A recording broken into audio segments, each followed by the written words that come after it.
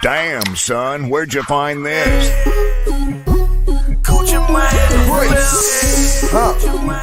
Brick shots with Billy Antonio. Fit them old bricks. Ballin' like a with all these bricks. Welcome back, man. Episode 129. Brick shots with Billy Antonio. Antonio, Chris, we're gonna get right into it, man. College football season is on par, right? It's coming up. This is the last Saturday. Last Saturday was the last Saturday without college football. We're getting right into it. We can easily, we're gonna skim over obviously week 0. There's not a whole lot happening. I think the best game is number 10, Florida State, playing Georgia Tech. I think Florida State kind of shows them like, hey, you shouldn't have bounced us out of the playoffs, and we're here to make amends. Am I tripping on that, Antonio?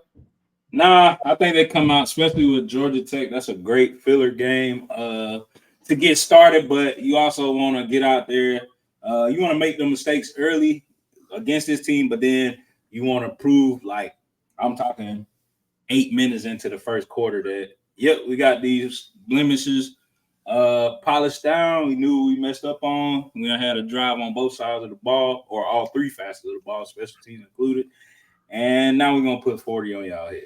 And I think that's a great way to come off and show the country, like, yeah, I know we lost our quarterback, but we lost in the middle of the season last year and we still were winning, so we could still win.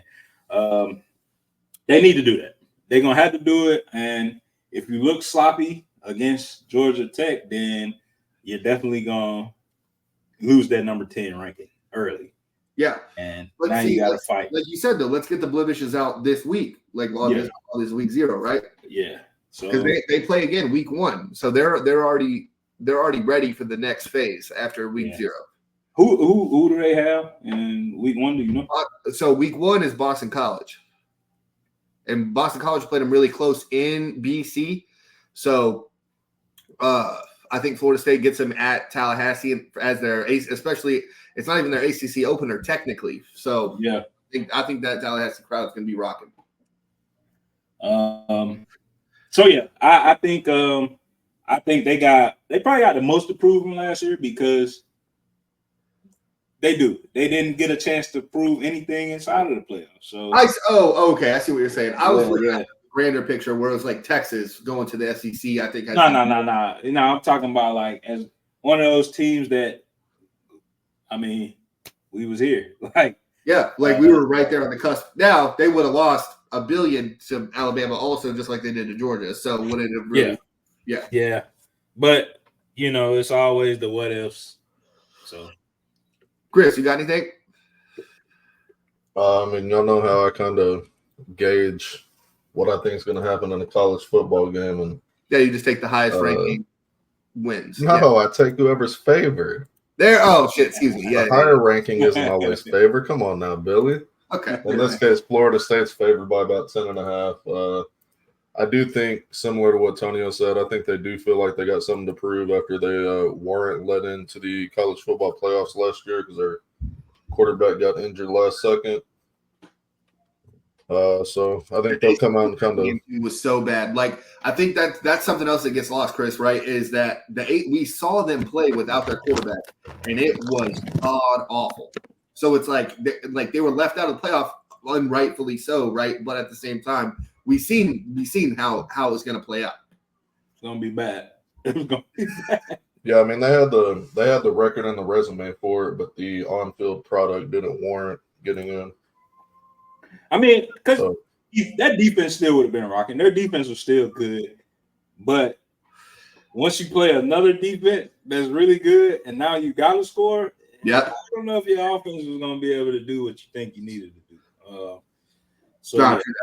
So let's go to the night game. I think this should have been Georgia Clemson for the primetime spot with Herb Street and Chris Fowler, but Notre Dame A&M gets that spot. Now, Tonio, I know you're a hater of Notre Dame, but you think they beat Texas A&M? Ah, man. No, I don't. I just don't. They don't fare well against those teams, Billy. Like, they just don't.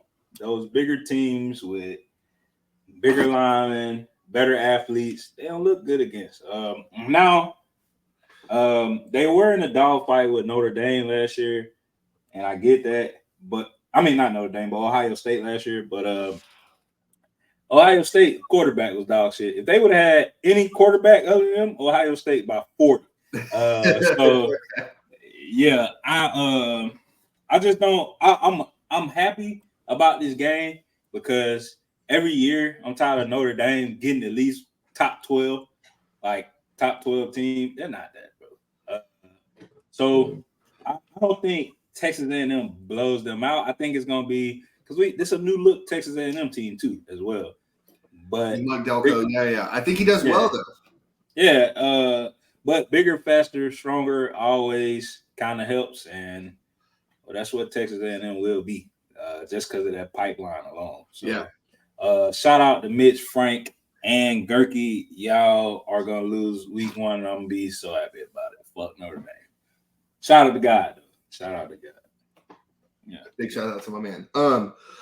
I will say with Mike, I think with Mike Elko, we're missing a lot, right? Like I think a lot of people, because of the disappointment of Jimbo and everybody for A&M. Excuse me. Mike Elko had beat the brakes off of Duke week 1, beat the brakes off of Clemson at Duke last year, and I think he's really primed for this spot, particularly right here. I think, and I'm gonna forget his name. It's gonna drive me crazy. Head coach of Notre Dame, Marcus. Shit. Sorry, John. We ain't had a sorry. Yeah, you had to break it. It's been like 3 weeks, bro. Damn. Sorry, John. Oh my God. I love seeing you though. Marcus. It's Marcus. Marcus Freeman. That sounds right. I don't think it's Yeah. Is it? I don't know. We gotta look it up real quick. Look it up real quick. Marcus Freeman. But I think Mike Elko comes in with A&M, and this is again Chris. Yeah, it's Marcus Freeman. It's Marcus Freeman? Yeah. Yeah, look at me. But again, I think this is where I'm saying the Texas and Texas A&M and the SEC, Tony, we still have that bet for this year. I know. We'll get more SEC wins, and I think this starts that big train. Chris, am I tripping? Because I know you hate A&M. I don't like A&M, but I also love Tonio's hatred for Notre Dame. So, I don't know. I'm kind of hoping for both of us to be happy, and Notre Dame just beats the shit out of them. That way,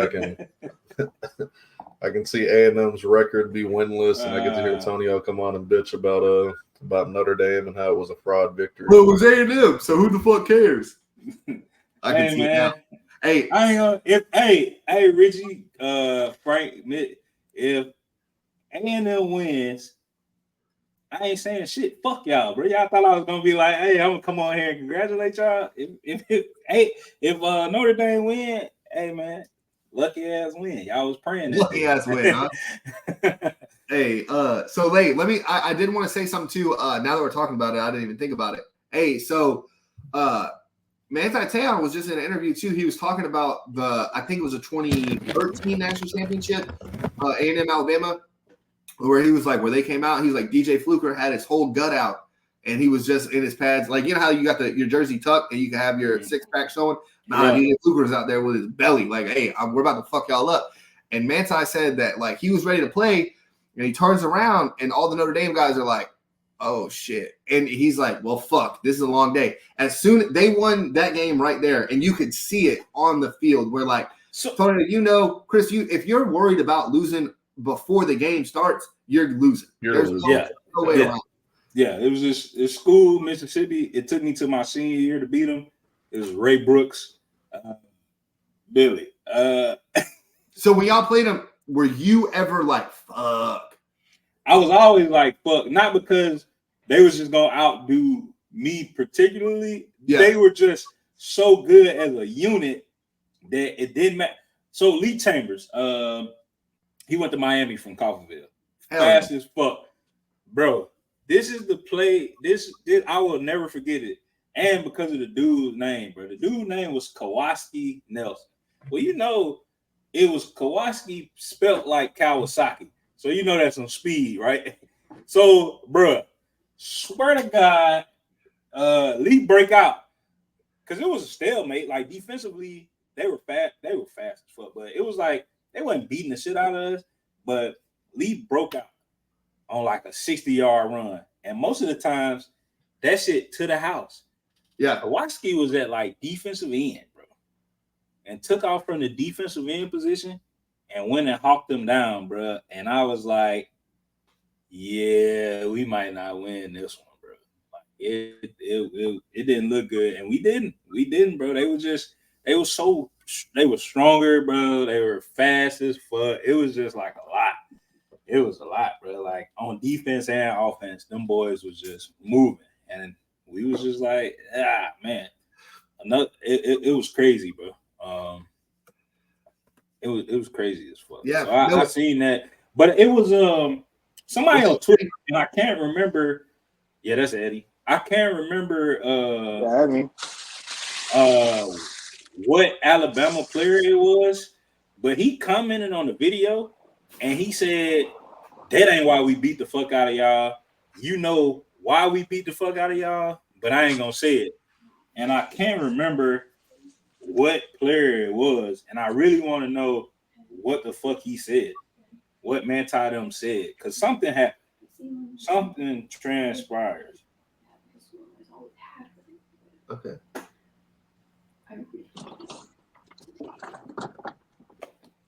So yeah, on that it was actually Clinton Dix, who I don't know if you know, he had a pick in that game. I don't know. Yeah. I can't remember his final stats, but he was like on Twitter, he was like, we want all the smoke. It was really your fault. Talking to Manti Te'o, won't get into all the details though. Roll Tide roll. And then somebody said something to AJ McCarron. That was the quarterback at the time, right? AJ McCarron? Yeah, and they was like, oh, he was pissed during that game. So I don't know if they was talking shit or what, but AJ McCarron was a calm dude the whole season, had a baddie on him. Damn, baddie. Yeah, baddie. she was a baddie, bro. God damn. So he never really just get fired up like that. But yeah, he was mad in the comments on Twitter as well. So I don't know what the fuck Manti them did. But yeah, they was going off. These Alabama boys were going off. So yeah, I know that they were scared and shit like that, but they apparently it's deeper than what it was. Yeah. No, I mean, and again, it's crazy. That game was 10 years ago, more than 10 years ago now, and we're still talking about it because it was just so fucking wild for that time. But excuse me, I'm going to go ahead and go. Miami, Florida is also another one where we're looking at, and we're like, so a lot of people are saying Miami could take the ACC with Florida State's down, the quote unquote downturn. Exactly that, Eddie. Yes. But Florida, like with Billy Napier, Florida needs to win this game. They need to start off, because if they lose to Florida, Billy Napier will get fired in the season.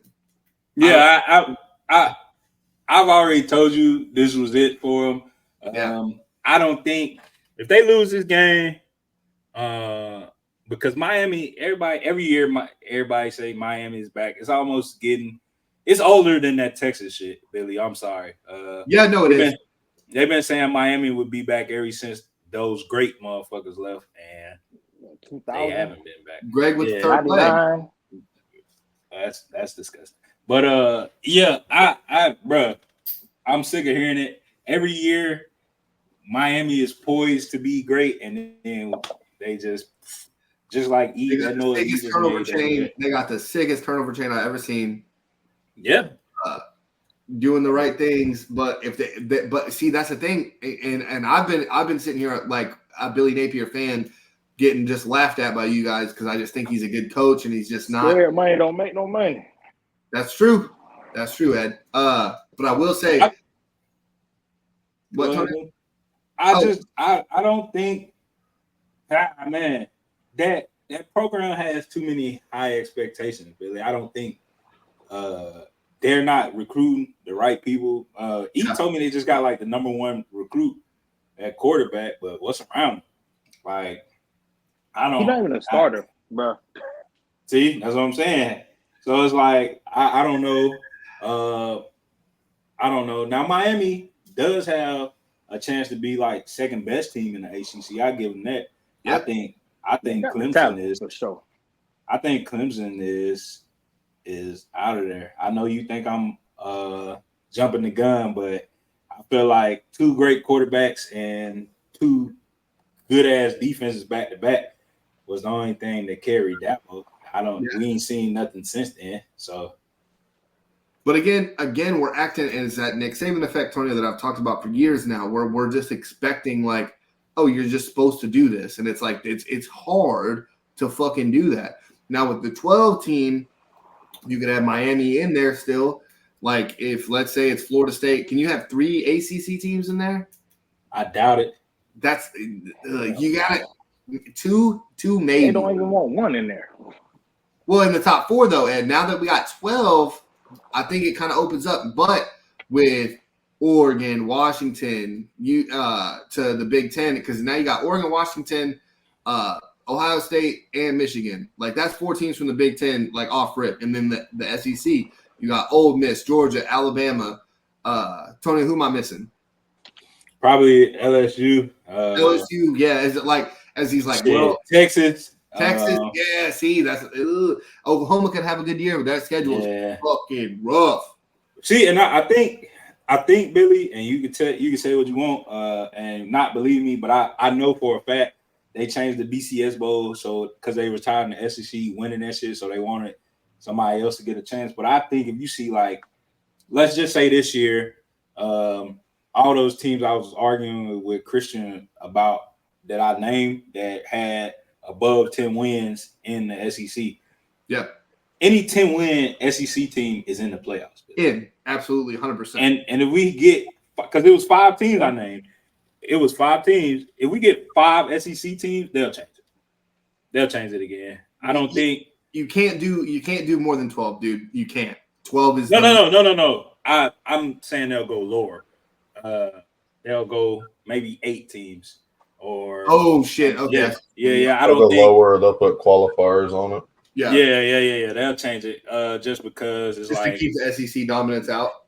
Yeah, I don't think that's what the committee, because those other conferences was tired of that shit, right? Like every year, this same team, even with losses, and some of them been questionable, but it's so hard to say, hey man, Nick Saban, Alabama, they lost one, let's keep them out. Nah, everybody's watching that. You can't. Everybody's watching that. Dude, I think the ultimate end thing is gonna be, and like this is something that I said whenever we were talking about this shit last year. It's gonna be very much like comparable to the NFL. I saw something about NCAA teams are now hiring essentially GMs. Yep. The Alabama, so their athletic director still, right? But the Alabama quote unquote athletic director, he has turned his quote unquote vision to the director of football. It's like the director of football athletics or some shit like that. Yeah, that's what Dion got a fucking athletic director of football on his staff now. Yeah. For football. Yeah. I think the end result is going to be. That's not what we're trying to do here. Yeah. I think it's going to be like a 16-team playoff with 4 teams from each of the major conferences, and it'll be like 4 brackets. So 4 teams, one of the 4 teams, and this one, and this one, and this one, like it'll be equally represented in all brackets. So, worst case scenario, it'll be 4 SEC teams in the Final Four, but at least you get representation at that point, which is what they want. I still feel like that's hard because, man, what conferences wouldn't get in, Billy? Mountain West wouldn't send nobody. But that's the the conferences are all slimming down at this point. Like if you're Yeah. drawing money and you're a good team, you're going to get soaked up by the SEC, the Pac-12, the Big Ten. But here's Yeah. with 12, you have that one qualifier. You have your one non-power 4 now who gets in automatically. The best non-power 4 conference is getting in regardless. Their record could be fucking 6-6, and they're getting in because they're the best non-power 4 conference. It's going to kind of be like I don't want to associate it with Boise State, but I'm going to call it the Boise State rule, where Boise State kind of got quote-unquote fucked because they weren't going to get in the top 2 every year to play for a national championship. And it's going to be that where, all right, hey, you're Cincinnati, who got in the top 4, great on them. And it's going to be that where, hey, we're going to let this one team in. Now, you're not going to have Tulane and Boise State in. You're not. You're going to have one or the other, and it's going to be the rest of the big boys, and that's what we're going to play for. See, and that's the only thing about Chris's sounds way better, actually, because it's just like top 4 teams go at other brackets. I get it. That's cool as fuck, actually. But it's that thing you just said, that 4 power 4 team. Hey, I was good as hell. I know I might get my shit kicked in, but give me the opportunity because right. Yeah. But how many? It's the same thing with the BCS, right? The downfall of the BCS was when they let LSU and Alabama play again. You're telling me the same teams from the same conference, not only the same conference, the same division within that conference are the best 2 teams, and then Alabama blows the fuck out of LSU in that. They just blew out Notre Dame the year before. We just talked about that game. So the BCS is like, well, fuck, what do you want us to do? They've made it. They got their resume. And again, I've always said, Tonio, too, right? And this is where you've crushed me. The beauty of college football is your resume is what gets you there. Now, when you get there, just because you got mollywopped, but your resume said that you deserve to be there. Whereas we're looking at Georgia last year, who got out of the top 5. That's back-to-back national champions. You're just leaving them out because one loss in 2 years, 3 years. Crazy. Yeah, that was still questionable, but like I said, I can't question that because they also left undefeated Florida State out. So I can't be like, all right. I mean, I can because Florida State was ass. And that's where the my fault. No, you right, man. You right. But see, here's the top with the top 4. The committee, and we could act like the committee is supposed to be unbiased or whatever, but they're not, because look at who they got in. Texas, Alabama, you got that southern market already. Now you got Washington in the west, and then you take Michigan, that whole northern side. You have all these teams from all these places trying to get as much money as you absolutely can get. Why would you do Florida when you already have an Alabama and a Texas both in there? Yeah. You already got the money. If Texas has a lot more money, and that's where I'm wondering if Texas is going to get a lot of passes, or not even just Texas, but these big brands like a Michigan, USC is going to get a lot of this attention because they're the biggest fucking brands. Notre Dame is going to make the playoff every time because of how big that brand is. With 12 fucking teams, you could tell me Notre Dame is a 12 team every year, and I'd be like, well, I mean, because they could beat the 8 or the fucking 9 seed or whoever they got to play, and that's how it's going to be. Because especially, I think the 12 seed plays the best non-power 4 team. Is the thing. So now you got number 12 playing Tulane. You got number 12 playing Boise State. In Boise State, Tulane are going to get mollywopped, and that's how it's going to be. Oh, my goodness.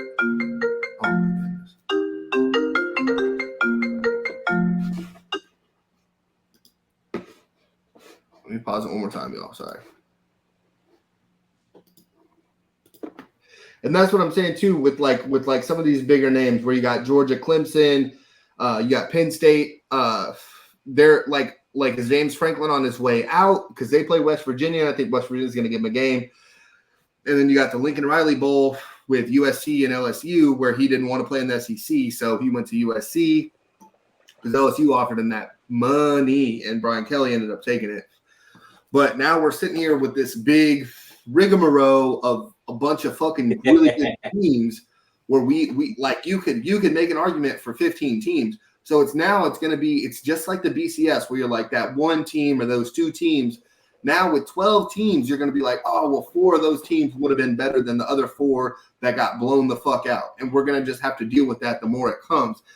And you're sitting here where the first round of games were awful this year, or not this year, but every year before this year was just awful. Michigan, TCU, and then TCU gets to the national championship, gets fucking destroyed. So we're always going to be playing because what the fuck are we doing? It's always going to be where the two teams, like let's just say hypothetically, right?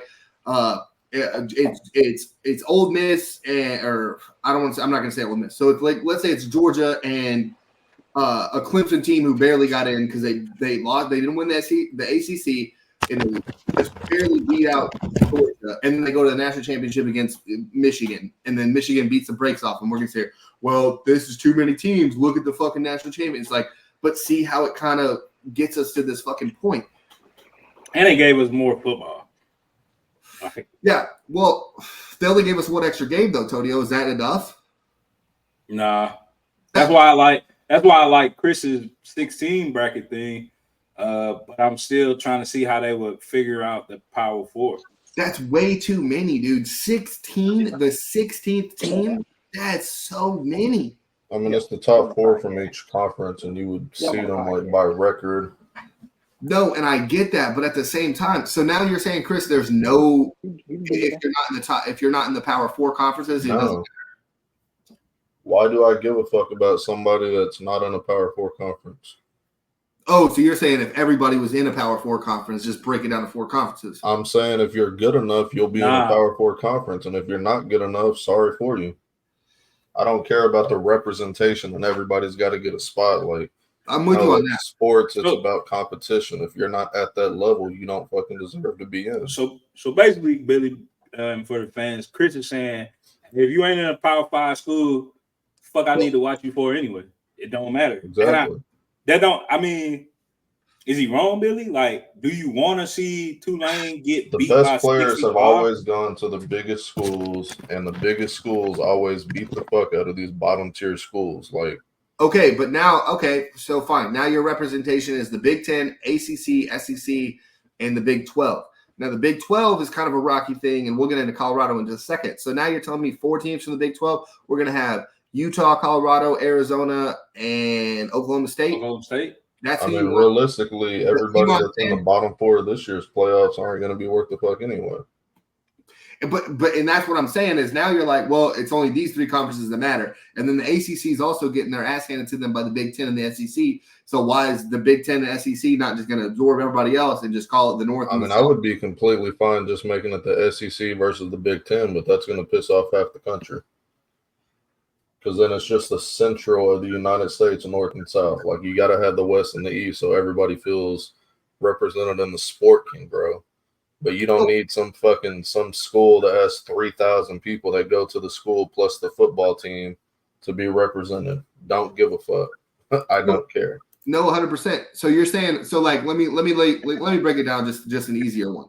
So Cincinnati didn't deserve to be a top 4 team. Whatever that was 3 years ago now. Fuck. Didn't they get destroyed? They didn't get destroyed. It was 21-6. That's not a bad game.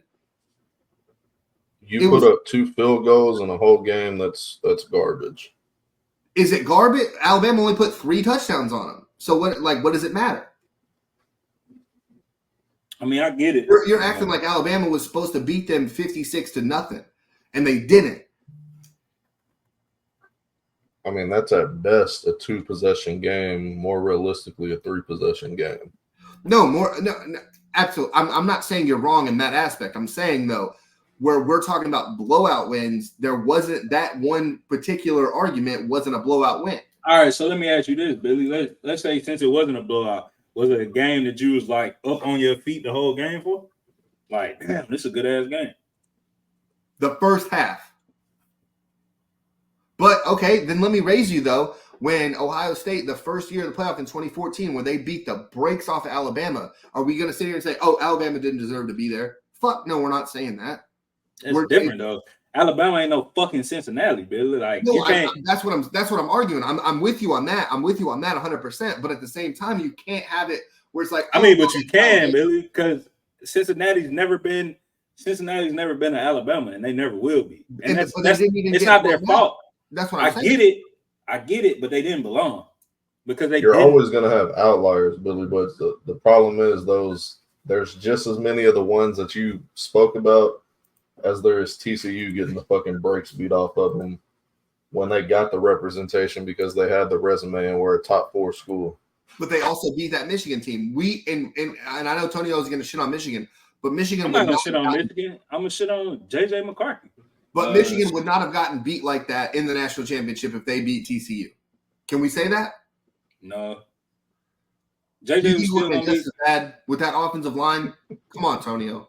Yeah, with that offensive line versus one of the best defenses we ever seen ever. But that's what I'm saying is it wouldn't have been a 63-7 affair. Okay, so it would have been 38-6. I'd be more inclined to watch that than the fucking – and you watch – I know you watched that national championship. Bro, we were done with the first quarter. We were like, oh, they don't got it.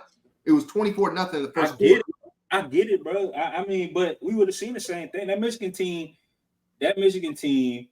because that was the year that Corbin was hurt, right? No, it was the next year.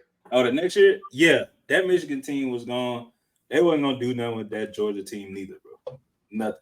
I ain't saying they getting beat 63 before Christian takes something stupid. Yeah. I ain't saying they getting beat, but they getting beat by 3 touchdowns minimum. Maybe. Yeah. No. And I see what you're saying. You'd have to go back to 2018 to get a 1-possession championship game in the college playoffs. But that's where I think 4 is the best, and it's just you tell the rest of the teams, sorry. You tell Texas and Washington this year, hey, sorry, it's fucking UGA, and it's. I don't think it's about that. I think it's about the money. No, like obviously, more playoff games. We're not arguing because easily, if that's the argument, then yeah, fucking let 100 teams in there. Let's do a basketball bracket if it's about the money. But I think what we're arguing is who really needs to be there, and realistically, 4 is the best one. Where it should. Oh yeah, 4 because generally there's not more than 3 teams that you think have a shot anyway at the end of the year. 100%, and it should have been if you do 4 this year. Texas and Washington did not belong there. I'm sorry, they didn't. It should have been Georgia, Florida State, Michigan, and Alabama. That's who it should have been. Easy, done, and that's what it should have been. But we want to, like Chris said, we want to include everybody and do all this nonsense. And that's why I think they're doing it, Billy. I think this 12 teams was to show these people, like, all right, we're going to put you in here, but you got to play these motherfuckers. And we're going to show you what everybody else seen. Like, that's why I don't like the resume argument either, though. But like you were saying, like the Florida team should have got in based on their record, but that's the thing about they didn't belong on the same field as Michigan or Georgia. Well, that's the thing too. If you go before, like the BCS kind of did it, where they had the 3 big bowl games, and after those bowl games, you decided the national champion. So you didn't necessarily ever even play for a national championship. You just played the team that was handed to you, and then they decided that's the best team in the country. And like now, is that the way to do it? No, but at the same time, that is a good way to see it. I mean, because Billy, think about it. Those BCS, I mean, you're not, but think about it. Those BCS champions, bro. That Florida team, that's a fucking dynasty. That Alabama team, dynasty. 2 dynasties within. That LSU squad, bro. Like, yeah, that Ohio State team, bro. Like, yeah, this is a dynasty too. Yeah. So it's like, all right. It was originally implemented though because they felt like somebody got robbed of the championship opportunity, right? Yeah, that one little team. Who was it? It was like, it's the same thing now. Like they feel like a 5th team should have been in the playoffs, or Florida or Florida State. Who the fuck was that team that said they was like the co-national champions? UCF. UCF said that. Yeah. Said that they could have beat Alabama. Oh my God. No, you couldn't. Like anybody who just misses the cut is gonna feel like, oh man, if we just got in, we could have won it. Like, and that's why I hate. That's why I hate that Boise State, the Statue of Liberty play against Oklahoma. You beat the number 6 team in the fucking nation. I don't give a fuck. That Utah team beat Alabama in the Sugar Bowl that one year. Oh, we could have. No, you couldn't have. No, you couldn't have. You wouldn't have won the national. I'm sorry, you wouldn't have. It doesn't matter. Now, I felt like I defended so many things, and then at the end, I was like, "Who cares about your little school?" Yeah, but, you did. hey, shit happens. But all right, hey, Wi-Fi, man. Eddie, I don't know what's going on with your Wi-Fi. I can hear you perfectly. But hey, real quick, so we're gonna do our fantasy draft again. Like I said 100 times. Hey, so I'm just drawing names from, and Chris is gonna like this. Super Bowl 30, the Dallas Cowboys. I think this is the Steelers. Super Bowl from fucking way before Chris was alive. But Eddie's out of here. Damn, I don't think he liked my Wi-Fi comment. But hey, I'm gonna draw the order. This is just the order of the draft is random. I'm literally reaching my fucking hand in here and drafting, just getting a name from a fucking piece of paper that I wrote on. This is what it is. Number 1 pick is DeAndre, newest kid, one of the newer guys in the league. DeAndre gets the first pick. He won the Christian McCaffrey Invitational. Congrats. Unless he's gonna take fucking Patrick Mahomes. Who's gonna win the Justin Jefferson Invitational? Justin Jefferson is going to be Aaron, my dog. Aaron, he won second place last year. That's a toss-up after that. Yeah, now, see, 3 is always a good pick to get because you can kind of do it like where you feel like you could go. 3 is Christian. Don't take Patrick Mahomes. That's all I'm saying. Yeah, Christian's going to fuck up that 3rd pick. He needs to trade down. Yeah. Hey, so look, trade all the way down. If our fantasy chat is looking at this, you can trade picks. You can trade where you're at. Just let me know before the day of the draft at least, because I got to actually be on the computer to do the draft. Christian, I'm gonna tell you now, take Bijan. We will go live on our draft picks for the fantasy draft. Matt has the number 4 pick. Matt had a pretty good year last year, didn't he? Kind of. He fell apart towards the end, I think. Josh has the 5th pick. Fuck. All right, Josh.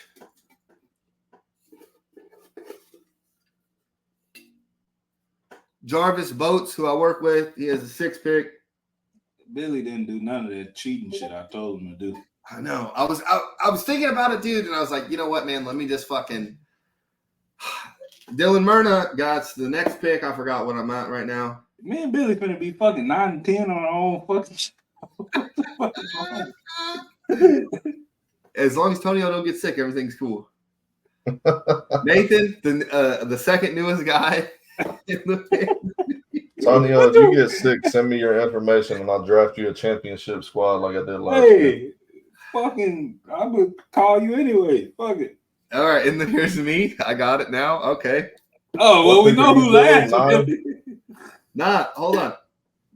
Oh, shit. Oh, shit. Y'all really are 9 and 10.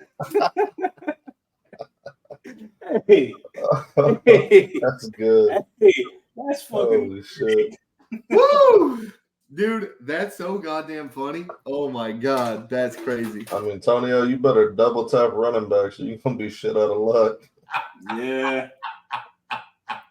They get you like Jahmyr Gibbs and fucking, I don't even know, Saquon if he'll still be there. I was gonna say maybe take a receiver with that 2nd pick and hope like Nick Chubb is still there in the 3rd round. Like No, I would double tap running backs there. Yeah. Billy You can set get me up receiver for failure, production much goddamn. later in the draft. You know that. I'm so upset that just happened. That's funny. God. Hey, let's just delete this part of the show, bro. We draft. This is crazy as fuck. Bro, because I know Christian gonna go get like Joe Burrow or some shit with his 3rd pick, bro. Like, Yeah, he's gonna take his own dumb draft. as hell. Like, Oh my you know God. what? Actually, I ain't even mad, bro, because Christian is still in there. So he gonna fuck it up and make it where we have some good picks though. So that'll be a live Monday show though. So I'll send the invite for the StreamYard to everybody. It'll be the main guys from the show, and then when your pick is up, we'll put you in to the show, and then we'll bounce you back out, and then it'll just be us, the actual players and the not the actual players, excuse me, the actual show members. Tonio, we see, bro. If you didn't say like, "Hey, let's cheat," I don't think we would have got those picks. But that's not gonna. Bro, yeah. When I say let's cheat, Billy. Actually, fucking cheat. Like, You want to trade me? I'll be last. You want to trade me right now? Billy, it don't matter. It don't matter. Like, hey, we both getting fucking scraps, bro. Well, you and I, we get the first kicker pick, so we can start the kicker fucking rundown. Yeah. Just so everybody knows, I'm taking freaking Tucker. That's my man. I'm getting Young Ho Kim. What a fucking gangster! All right, so now that fantasy's out of the question, let's bring it down a little bit to the NFL. Damn, I'm so upset. I've never picked last. I've never picked this bad. Excuse me, I've never picked this close to the back. But let's get a little bit into NFL some stuff. We'll quickly go over some Lamar criticism he's getting for the playoffs. As a Ravens fan, I understand, but there's a reporter that asked both Lamar and the John Harbaugh question was way out of line, I thought. So a reporter asked Lamar, like, hey, your playoff success isn't what you want it to be. Are you doing anything, or do you care with the sentiment or whatever that's kind of going on with your playoff success? Lamar was like, I don't care. Which is what you're supposed to say. Like, what do you want him to say? Like, I'm so sad I haven't done it. Now, he's made it to an AFC championship game, and Chris can correct me if I'm wrong, but that's how we measure the quarterbacks, if they can get me to the AFC or NFC championship game, right? Now, Chris has to put Lamar in there because he's gotten to one, at least one. I mean, for clarification, do I think you can do it? Because Kirk Cousins got a team to win, and if the season started today, I don't give a fuck what team he's on. I don't think he can take a team to the championship game. Lamar is not in that category, though. I do think Lamar is that guy. But carry on, Billy. That's fair. Okay, I just wanted to throw it out there just to see the like ramifications where I'm at. But then John Harbaugh got a question like, is Lamar Jackson your guy to get you to a Super Bowl? And he was like, we just paid him $1 billion. Yeah, he's the guy. Like what? Like, hey Harbaugh, you got one of the top 5 quarterbacks in the NFL. Do you think you can upgrade from that guy? Can I trade him for Patrick Mahomes? No, well, then no. It's like, what a goofy fucking question. I get like reporters have a job to do or something, but at the same time, it's like, is that the question? Like, out of all the questions like you could have asked, like that's the one you want to go with, like. Is that your guy? Because it's even like, and Chris said it with Kirk Cousins, like, is Kirk Cousins your guy? Like, what did you want that coach to say? No, we just paid him a lot of money to sit here. Like, what the fuck do you, like, what answer are you expecting to get your whatever your column is for the Baltimore Sun or whatever, like, the front page? Like, what the fuck did you think was going to fucking happen? I will say, I'll go to Tonio actually for this. Do you think Lamar should be a little more receptive to the criticism? I mean, he gotta be receptive. He need to embrace it. It's fair. It ain't a false criticism. He ain't been good in the playoffs. But I think that ain't just on Lamar. You know, you get in the games where like we can go as far as last year.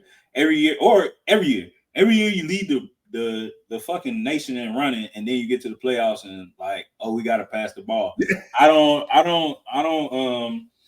That's a coaching thing, but as a top 5 quarterback, like Chris just alluded to, sometimes you gotta be like, look, man, hey, let me get comfortable, because you still gotta be the same comfortable you was in the season, really. Like, if the shit in the season was winning you games, then hey, let's just try to do some shit that was getting us touchdowns, you know. Now has it been blew out the Seahawks, blew out the 49ers? Yeah. Has it been a lot of miscues? Of course. That game last year, hey, Zay Flowers don't fumble, boom. We talking about a different game. We run the ball for more than 6 yards, boom. Talking about a different game. 6 times. Yeah, we run it more than 6 times after running it 35 times a game last year. Boom, it's a different game. But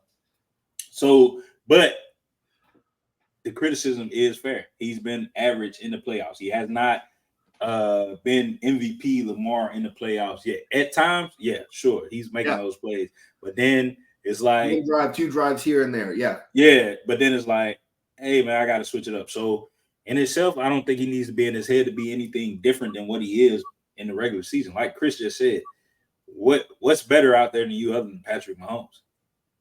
There's nothing. You're a top fiver, bro. Like, hey, just play like it. So yeah, criticism, you gotta accept it. I think he every year he gets better. He just gotta carry it on. Cause it's a lot of good quarterbacks that don't win playoff games. We see it a lot. A lot of people's favorite quarterback. I don't think he's been to the playoffs since he won the Super Bowl. Aaron Rodgers. I don't remember last time Aaron Rodgers was in the fucking playoffs. Won a playoff game. He's been in playoffs. Yeah, won the playoffs. I'm sorry. Yeah, won a playoff game. It's been a while, but he's still regarded as one of the best quarterbacks in the league. So criticism fair. You want to see an MVP player because Lamar is in the MVP conversations every year. So yeah, you just got to push it through. But I'm not going to be remiss to say, well, you still got to go through fucking Kansas City to get there. That ain't so easy. It's just like Peyton Manning trying to get through the fucking Patriots. Great quarterback, Peyton a great quarterback, but just couldn't. And then it's funny on the year he lost to the Chargers, and it's like, well, what the fuck? You couldn't even get us to the AFC title game, and now the Chargers lose to the Patriots. So you couldn't even get us against the GOAT, who's your barrier, and you couldn't get there. So yeah, it's a lot you gotta do. But the criticism is fair. You gotta take it with a grain of salt.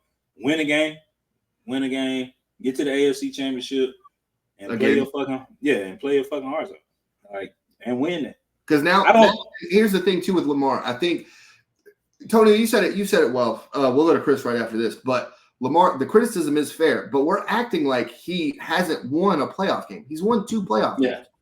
Now, is it the regular, like Tonio said, exactly? Is it the regular season Lamar? No. But you're still getting 2 dubs in the playoffs, and we're acting like this man is just, he doesn't do shit in the playoffs. And it's like, no, he's getting us some dubs now, where that's the relevancy conversation or not. And then Josh Allen, who gets, he had to play Patrick Mahomes. No, and he gets these excuses, whereas Lamar gets the criticism. I think is where like, my line of it comes, where it's like, but Josh Allen, it's okay that he lost. So I think, in that regards, like, it's same thing with fucking Kirk Cousins. I'm gonna let you go, Chris. Kirk Cousins only won 1 playoff game, dude. 1. Yeah, that's it. But Kirk Cousins still getting big bread. Kirk Cousins still getting high regards as one of those guys, but he's not winning no playoff games. Like, the only other quarterback that gets criticized as much as Lamar in the playoffs is Chris's boy. It's Dak. And with that, we'll go to Chris. The criticism is absolutely warranted. If we look at how he performs in the regular season compared to the playoffs, he looks like a completely different quarterback. Like every statistic that could have some sort of meaning or impact on how he plays just gets significantly worse in the playoffs, from 7-point lower completion percentage. His touchdown percentage is almost in half. His interception percentage is up 50% in the playoffs. Yards per attempt is down. His sack percentage goes up. Like, just everything that you would look at it as a like just sort of any information as to how good is this guy. Like, it's, if this was a blind test, you would have no idea that these are the same player, because it's that much different. I think for Lamar, like, the main thing is we know he's elite during the regular season. I don't think anybody that watches football questions whether the Ravens are going to win 12 games every year if he's healthy the whole year. He's got to find some way to translate that into playoff success, though, because it's for him to be this good and this dynamic during the regular season and then get to the postseason. And, you know, he looks like he did his rookie year, where a lot of us were, were curious if he'd be able to make it as an NFL quarterback. Like, those questions still come out in the postseason. Right. That being said, I think that.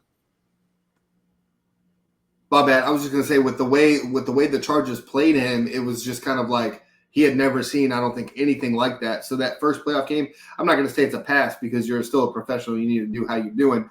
But we had never seen something the way they were playing with those defensive backs and defensive ends. So it was kind of very like, even watching the game, I remember being like, fuck, like, what are you supposed to do with this? Like, how is this supposed to, you know what I'm saying? Like, how are you supposed to break up like what they're throwing at you? Yeah.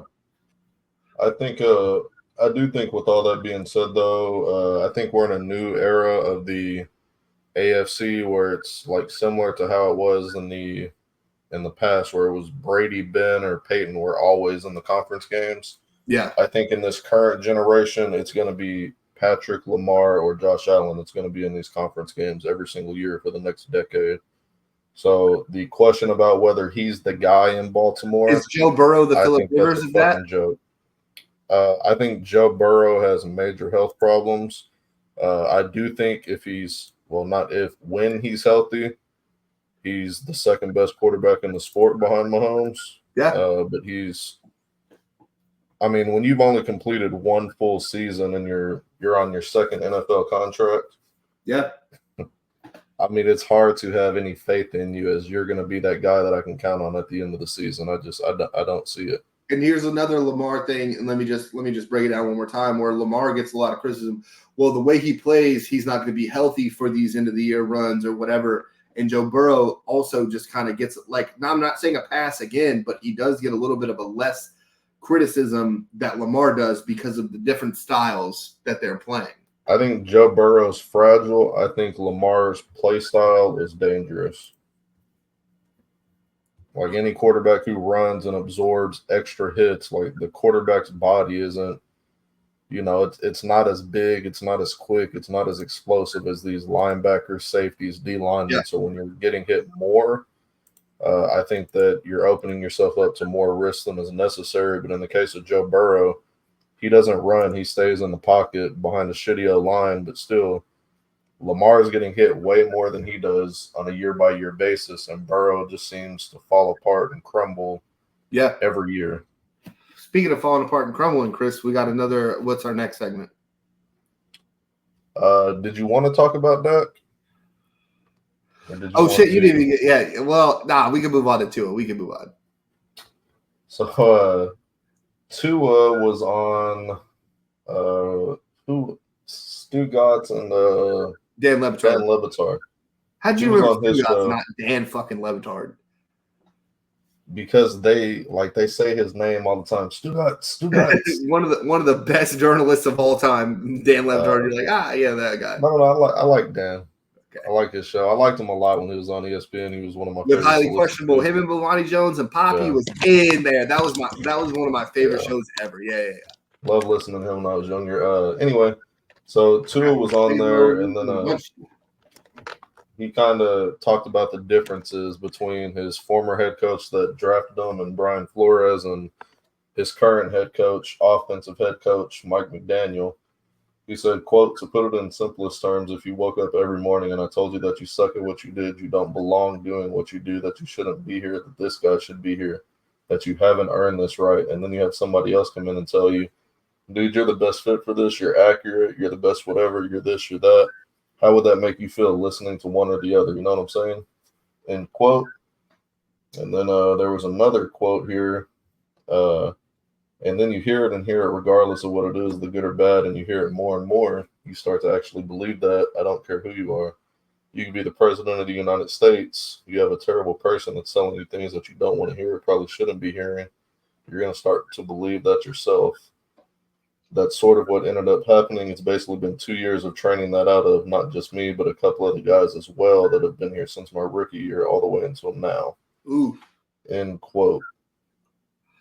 So that's the setup. I know I had some strong thoughts about it in our group chat. I know Tonio did in the pre-show. Billy didn't seem like he had any major thoughts. I don't know if he was just saving it for the show. So I think me and Tonio are kind of on the same wavelength here. So I think Tonio would probably take it first, and then Billy can tell Tonio how wrong he is afterwards.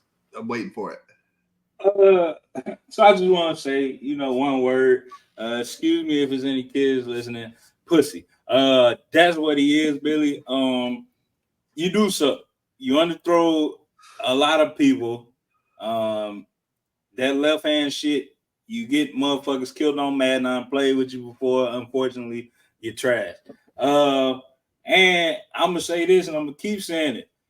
If when you got hurt and Jalen Hurts came in and beat Georgia like you did the year before, if Nick Saban would have started Jalen Hurts, Alabama would have looked better in that Clemson game instead of you getting hurt again, having them down bad by halftime, and then expecting Jalen Hurts to pull off a miracle against that team. So, yeah. But I want to just put out some numbers, Billy. I ain't even going to attack his character. He's probably a good dude and all that shit. Just soft as fuck. I'm going to say this, Billy. So, Brian Flores went 19-14 in his last 2 seasons with the Dolphins, right? Yeah. A Dolphins team that we know for sure told him to tank. Hey, tank. We don't want you to be good. Just fucking tank, Billy. So he didn't do that, got fired, right? The Dolphins went on to hire McDaniel, also acquired Tyreek Hill, Armstead, Moistert, Chubb, and Jalen Ramsey. Yep. And get this, Billy. They have proceeded to go, let me check my notes, 20-16, including the playoffs. Okay. 2 more games than a coach that was, or 1 more win and 2 more losses than a coach that was told, hey, you need to lose. We ain't getting you shit. You need to lose. And from week 14 on, has a 3-9 record. Yeah. So you mean to tell me a coach that was winning with what he had, because he didn't have that roster at all. Nope.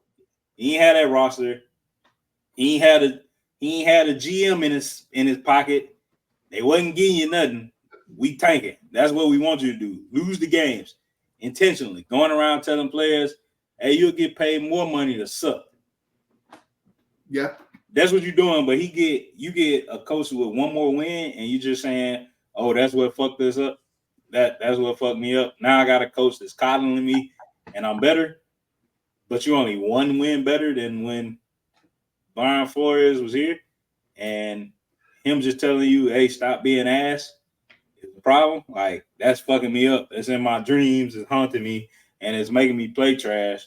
But now I got Coach McDaniels, and he tucks me in after training camp and doesn't let me participate in practices or nothing like that. I get caught up. They drive me on the field to the huddle and all of this shit, so I really love it. You want to tell me that 1 win, that's all we got out of you? Like 1 win for the coach you love. And this comes from a player, Billy, who was coached in college by who? Nick Saban. You think Nick Saban was fucking coddling anybody, bro? All them fucking 5 stars that came through there, Billy. You think he was just like, oh, that's my quarterback. Let me pat you on the back. That's my quarterback. Yeah. You think he said that ever? Fuck no. You think he was like, hey, you ain't think he ever was like, hey, you playing like ass. Bro sat down Jalen Hurts, who was 26-2 as a starter. Didn't give a fuck. Mid-game. Hey, not doing it. He got it. Yeah. You think he was just coddling something? So look, I'm with you 100%. I think it's different. I think the Nick Saban effect also has its own. Nick Saban effect has its own quote unquote pitfalls because we've never seen a bad Nick Saban team. We've never seen like an Alabama team just go in and stink it up, right? Now, I think when you get to the league, I do think there's a lot to say with that Brian Flores, hey, tank shit, right? Because if we remember, he was going to sue the NFL for what was it? It was like the racism thing because of the Rooney Rule. They were just interviewing him to make sure they got the Rooney Rule for the Giants job, right? Remember Bill Belichick texted him and was like, hey, I'm so happy that you got the job. And he's like, I haven't interviewed yet, but thank you or whatever. And it was very it seemed like a very weird text, right? Yeah. But with the same effect, I think you could look at a Bill Belichick tree of coaches and see that it doesn't work in the NFL like that unless you're Bill Belichick with Brady. I think Flores seen how Bill Belichick was with Brady and was like, oh, this is what we have to do to get our quarterbacks to play. Now, with Tua being soft, I think you're spot on, right? And I wonder if two things can be true with Tonio, with you being spot on, but also at the same time understanding who Tua is. If he is soft, there is, as a leader, and you can speak to this also, right? As a leader, you got to understand not everybody is like you and I, like, all right, hey, somebody yelled at us. All right, hey, let me get my shit together. Let me fucking fix whatever I've been fucking up, right? Yeah. And then you have those dudes, and you, again, you've been here where that yelling and screaming and cussing at them like shuts them down, and you're like, bro, toughen up. Like, what are you doing, right? Like, Yeah. But at the same time, that's knowing your people, right? But why? It's the same thing, and I'm bringing it back to the racism part, because I think that's a very, very crucial part of what we're talking about. Where Eric Bieniemy, he's not getting those coaching offers. Where we're with the whole time with Andy Reid, we're like, why is this guy not getting coaching offers? All this stuff, and it's a little bit because he is hard on these players. I don't think the NFL is a lot of hard-nosed anymore. It is about coddling some of these guys, and I think that's where Brian's kind of, not, I don't want to say downfall, but his downfall is not coddling the right guys. And I think that's where McDaniels is kind of getting, if you look at Flores and Belichick and all those Belichick guys with the media, they don't partake in that shit. They don't play what they're supposed to play. Whereas McDaniels is fun, and he hit his little vape or whatever, and people are like, oh, this is a fun thing in Miami. Woohoo. Yeah. But I think what you're missing too from Miami is that they almost beat the Bills with Skylar fucking Thompson at the helm of quarterback. Not to us, Exactly. I'm talking about Skylar Thompson. They almost had the Bills beat in a playoff game. And I think that shows, so now not only is McDaniel getting the best out of Tua, he's getting the best out of Skylar Thompson. And I think that's what's to be said with Flores, where he was like, nah, we're going to go with Fitz. Nah, we're going to go with Tua. Now we're going to go back with Fitz. Now we're going to go back. He did a lot of that back and forth shit. And that's a bad look as a head coach. Like, you can't just make a decision because, again, like you said, Tonio, like, he's been told to lose and he's not doing it. But I think with the way you're not losing, you're like, oh, we're going back and forth. That's not the way to fucking do it. We've seen it in Arizona with Kevin Cobb and Matt Leinart. That was a bad fucking move. That was the only other time that I can remember an NFL offense doing that double quarterback thing. Chris, am I wrong in kind of that assessment of where I was saying? I think y'all both are right to an extent. There we go, Tonio. Got that done. Yeah. I think the thing that I agree most with you, Billy, on is that, like you said, two things can be right. Like, yes, I think the league in general doesn't give credence to the hard coaching style as much as it did in the, say, 15 years ago even. Yeah. But I do think Tua is definitely a little soft here. If somebody tells me I'm not shit, I'm like, I'm not shit. That I'm finna show you how much of the shit I am. Like that's my crazy. mindset. Yeah, going crazy. Like, all right, bet. But I also agree wholeheartedly with what Tonio said. Like, I mean, it's similar to the Florida State thing that we was talking about earlier. Like, resume, like, yeah, Tua looks like he's a bad motherfucker if you just look at his resume as far as what he's done under Mike McDaniel. Yeah. But if you watch the game, like, Tyreek Hill's got to come to a dead fucking stop, come back a couple of feet, catch the ball, and then take off again. Yeah. Like, the offense is incredibly schemed up for Tua to succeed. And this will be a great segue to our next topic. I think that when you have an elite offensive mind, such as Mike McDaniel, he's able to take somebody that may not be that great, and he's able to elevate them to the peak of their powers to be as good as they can possibly be, to get every last bit of talent out of their body that they possess. And I think Brian Flores, or any defensive coach in general, and again, this will be where I kind of segue, they don't get that out of their quarterbacks. So going to Pittsburgh, they traded for two former starting quarterbacks this offseason in Justin Fields and Russell Wilson. Yeah. One of those guys used to be great. One of those guys hasn't really ever done anything but showed a lot of promise. Russell Wilson was solid last year in Denver. And Denver's quarterback that they drafted, again, not a guy that we thought of as a great prospect, but he looks fucking tremendous in the preseason, and he was named the week 1 starter earlier today in Bo Nix.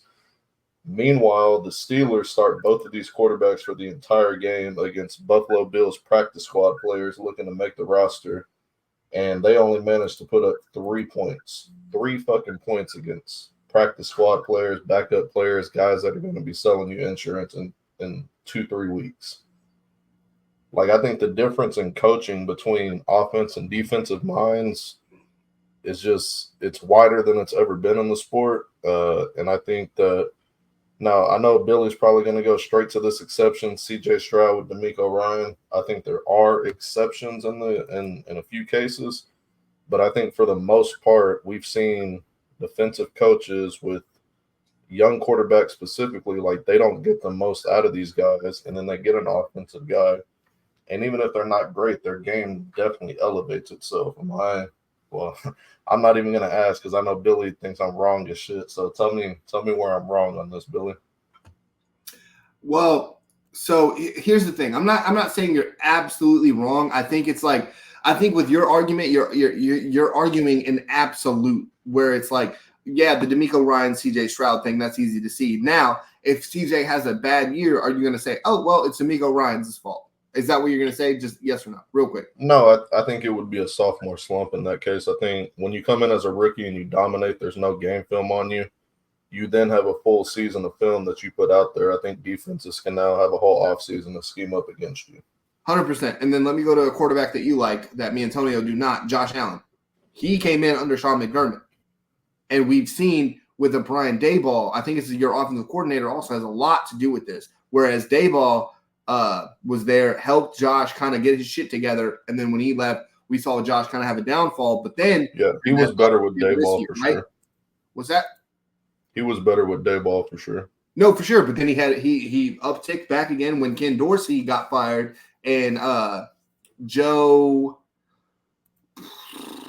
it's not Lombardi, right? Joe. I think that's kind of my argument though. It's just generally when your head coach is offensive, they're the guys that are writing up the offense, they're calling the plays, they're putting in the game plan. So those guys don't come and go. No, and then 100%. All right, and then I'm gonna go to Lamar Jackson, where John Harbaugh is not an offensive or defensive guy. He's a special teams guy, and he's just a good head coach of men in general, right? Like how we're gonna argue it, where we've seen Lamar develop very well under two different offensive coordinators, where you had now it's Todd Munchik and before that it was Greg Roman. So you've seen Lamar been able to do that underneath the tutelage of a John Harbaugh, where like, hey, this is kind of how we operate as a great organization. Now you could also say Big Ben had fucking another defensive guy, Bill Cowher, for a little bit, and then won a Super Bowl again with a Mike Tomlin, a defensive guy. I think it is more of an anomaly than what you're saying, Chris. What about the main person, the number one person on the list, the fucking GOAT? It's Tom Brady, absolutely.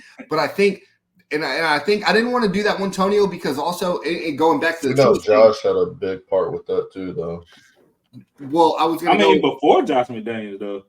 Yeah, 100%. Was Charlie Weiss there for he was there for a large percentage of his early career? But let me say, Tonio. So the Brady thing again is the Nick Saban effect. Not everybody's Tom Brady. Not everybody has that chip on their shoulder of a 6th-round pick, where Brady's going to take the criticism of Belichick, understanding the big picture of, oh, Belichick's going to yell at me, so that means he can yell at Randy Moss. He could yell at Ocho Cinco. He could yell at the whole defense. You see what I'm saying? Where, like, not everybody has that. I think that is probably why, to Chris' point, probably why Belichick ain't coaching. Right. Because he was still going to fuss it. I don't care about you making $50-60 million a year. Yeah. Fucking trash. Like, Kirk Cousins, what the fuck you doing? Yeah, like, so I just, I get it, but I don't see it's hard for me, Chris, because I think, like, you could always say Andy Reid with Pat, but Pat was a gunslinger in college. He was already. I mean, Andy Reid's made every quarterback he's had look good. From McNabb, even Kevin Cobb had a decent run under Andy. Kevin Cobb was a Pro Bowler. Yeah. Vic had his, Vic had his best year. His version. Yeah, sure. That big one's kind of hard though, because we never knew what he was going to develop into because he went to jail for 3 years. So I don't know if he would have turned into. And Andy took him straight out of prison and made him a Pro Bowl level quarterback. Yeah, I mean, he was already a Pro Bowl level quarterback. Yeah. He already went to an NFC title game, Chris. Come on. See, and then when like your best receiver is Peerless Price, it's like, yeah, what you want me to do? Brian Finnegan, like he had Algie Crumpler there too. Yeah, he did, man. Algie was a dog too, though. I will say, I love Ward Dunn, one of the most underrated backs in the early 2000s. Yeah, it's 3rd and 6. I'm going Algie every time. I'm sorry, but I would. Hey, Chris, this is what I know you ain't gonna do the college shit because we're supposed to get our running backs. We'll get to y'all next week, Chris. This is what I want to do. I want to see how many quarterbacks have been developed. Like good quarterbacks been developed under defensive coaches, not like maybe like last 10 years. Yeah, last 10 years that'd be good. Quarterback play been kind of ass though. Ron Rivera, Cam Newton, MVP, Rookie of the Year, Super Bowl. Who was his offensive coordinator? Super up and down, super inconsistent. Super inconsistent. MVP. I'm saying MVP. It doesn't matter. MVP. It's hard. Hey, Chris, it's hard to be consistent when your best wide receiver, LeBron James, age on the field. And that's a little different. Like LeBron can still dunk at 40, but taking all them goddamn licks, I ain't getting up and down the field. Like I guess we'll have to figure out the prerequisites. What do you call like the criteria? Justin Herbert was really good under Brandon Staley those first 2 years. He looked really good. You said who? Justin Herbert under Brandon Staley. One day we're gonna talk about the fraud that is Justin Herbert. Maybe he just Phillip Rivers, bro. And that's cool too. That's a great. Yeah, that's okay. That's okay to be. You won't win shit, but maybe I need to amend my my statement and not focus so much on it being the head coach. I think you have to have a singular elite offensive mind in the building. Okay, it's just a lot easier when it's a head coach. Bill Parcells, Tony Romo. Tony Romo was an undrafted motherfucker. Bill Parcells was a defensive guy. Took him, was like, nah, this is going to be the dude. There you go. I'll get your home right there. What up? Who's Aaron Rodgers' coach? McCarthy. He had Coach Fatfoot. No. He was offensive coordinator in San Francisco that drafted Alex Smith over Aaron Rodgers. Okay. That's why they had a beef forever. I'm mad at that draft pick, actually, though. I like Alex Smith. He did great at Utah. That's not a bad draft pick. Aaron Rodgers is a pussy. At Vanderbilt. Who? Wait, where Aaron Rodgers go? Oh, Aaron Rodgers with Cal. Cal, yeah. I don't give a fuck about no California. Unless it's Marshawn Lynch. Yeah. Did you want to get to your baseball question now, Billy, to round up? Oh, yeah. Well, do we have something else to talk about? We'll close the show with that, but I did want to say the Justin Fields, Russell Wilson thing. Chris, you're the first guy that talks about who cares about preseason, blah, blah, blah. I'm not even going to watch it, until a stat happens that you want to say, oh, shit. Well, I put this in the chat. Like, I think it's all about expectations. Like, I would expect you, if you're a starting caliber player, going out there against guys who are just playing to see if they're going to make the very bottom of the roster, I would expect you to look competent. Where my gripe is when you go out there and you look like shit. You don't understand a great organization. And again, Chris, I hate you make me do this more than anybody else that I've ever talked to about sports, is talk about great organizations like the Pittsburgh Steelers, who are a great organization, where you want to fire fucking Mike Tomlin, where who you're going to get that's going to get this team any better than they've been blowing the expectations out of the water with who they've had at quarterback. And now that they're going to have someone, quote unquote, remotely relevant like a Russell Wilson did for fucking Sean Payton, couldn't get that. Why did that Denver team suck last year? Was it Russell Wilson's fault? Fuck no. It was that defense. Now, when Russell comes into a Pittsburgh team where you have to score 17 points to win the fucking game, as long as TJ Watt's on the fucking field 70% of the time, that Pittsburgh team is going to be damn fucking good. Damn good. I just only thing, and this is a rarity, Billy, but I'm gonna agree with Chris. I don't give a fuck about it being preseason. I expected them to like do at something. least one solid drive, bro. Where hey, we down the field. I mean, they played literally the whole game, Billy. Like, it wasn't just they get a drive here and drive there. Bad. Yes. And I just and Billy, bro, we don't know who the starter is. It's Russ. It's gonna be Russ. They ain't announced it. It's still up in the air. That was the last thing said after that preseason game. Is that because Tom was a defensive guy and he's just going to be like, hey, let's see what they do in practice against my defense? Yeah, I'm pretty sure because I think it's because they both look like shit and he genuinely doesn't know which one had a better chance to win with. Because Billy, think about it. Think about this, bro. Russ just went to a similar situation where the defense was good as fuck and they carried them just like Seattle. Yeah. Only thing is, that was 10 years ago, Russ. Well, now you got I can do Russ all ain't this. as athletic as he used to be, and the Steelers have never had a good O-line. But and now you got this. Last year, we're acting like he played like shit. He, if you look at his numbers, number for number, was better than Mahomes, just statistically speaking. Yeah, but I don't care about that, Billy. I just want. I know you don't. I don't care about the number. I'm talking about like eye test, Billy. He old as fuck. Now, if I got this motherfucker where I can be like, you know what? Let's play action bootleg this motherfucker. Ain't nobody open. Take out. Hey, get me in the field goal range. My defense, because they're gonna be a top 5 defense again. They're gonna be good enough. Hey, bro, we get 9 points on the board. You heard what Chris said, 2 field goals. That's all they got. But we get 9 points on the board. We got a fucking chance to win the game. And maybe this cornerback goes with the receiver. And now Justin Fields, if he get in open field, Billy, and I don't care what we say about his passing, if he get in open field, it ain't a lot of people catching him. Yeah, it ain't a lot of people just catching him, bro. Russ can't do that no more. And he can do it every now and then, but Justin Fields can consistently dart and dash you because he had to do that with Chicago. Not all the time, but to move the ball, that's what they did. So I don't think they have like Chris said, I don't think they have a clear-cut decision on quarterback because it's been looking bad. And like you said, you got to score on this defense, bro. And I'm pretty sure TJ Watt in the backfield there he played. Their offensive line not good. With doubles, somebody else in the backfield, they probably throwing picks.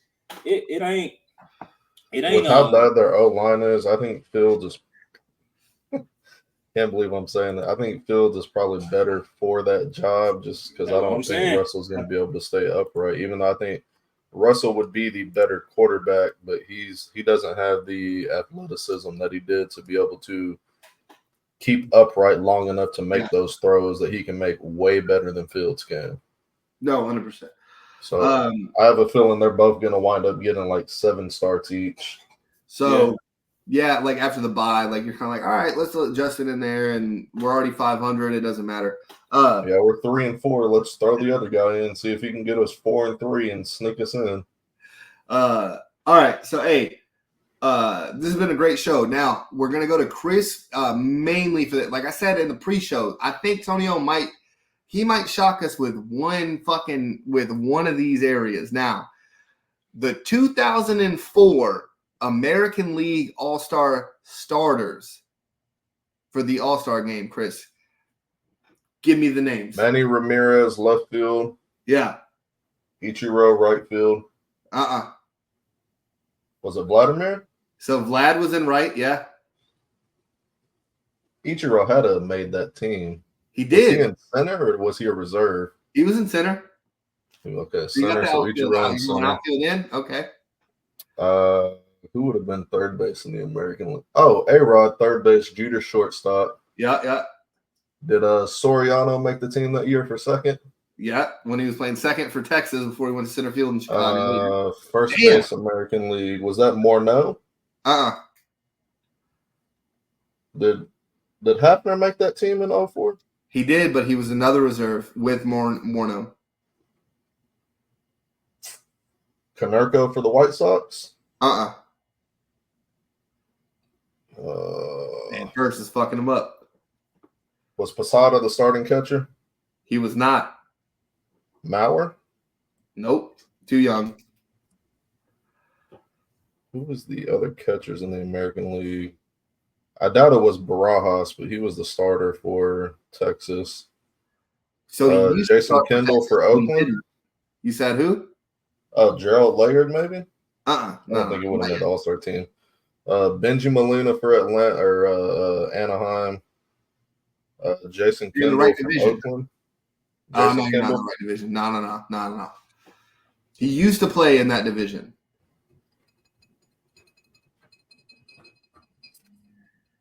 Oh, was it Pudge for Detroit?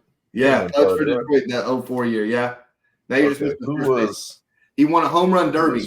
first base? He won the home run derby, I think, in 02, maybe 03. Giambi's for New York. I don't think he would have been there. Are you sure? Oh, Ortiz? Nope. Was he DH, starting DH?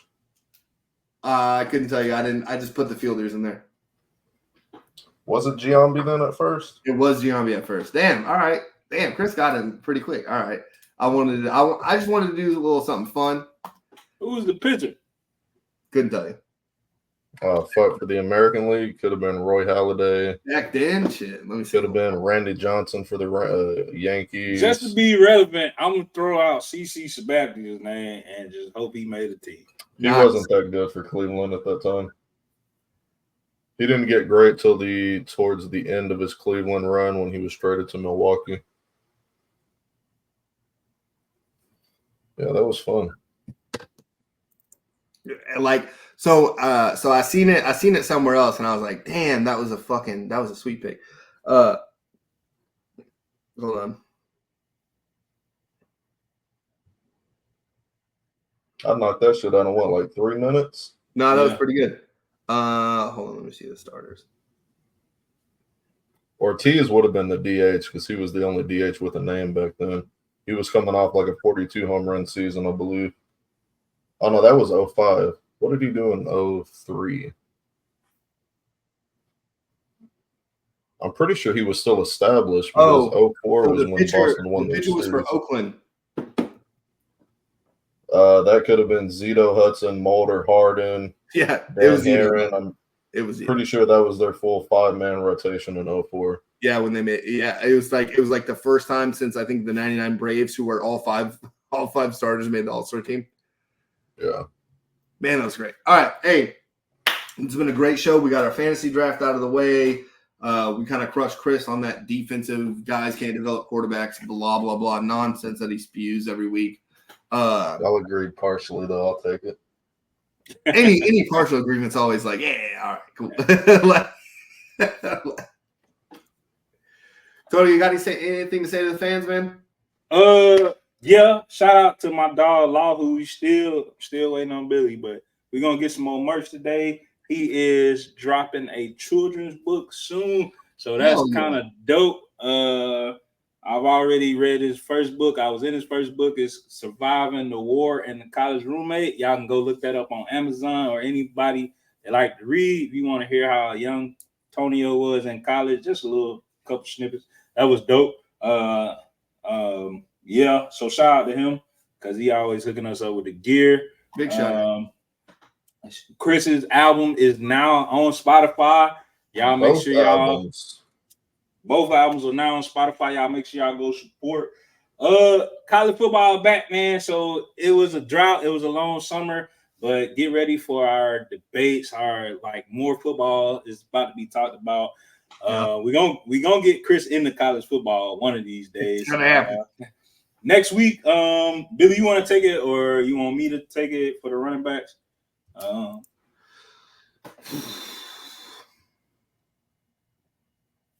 Do you want receivers or running backs?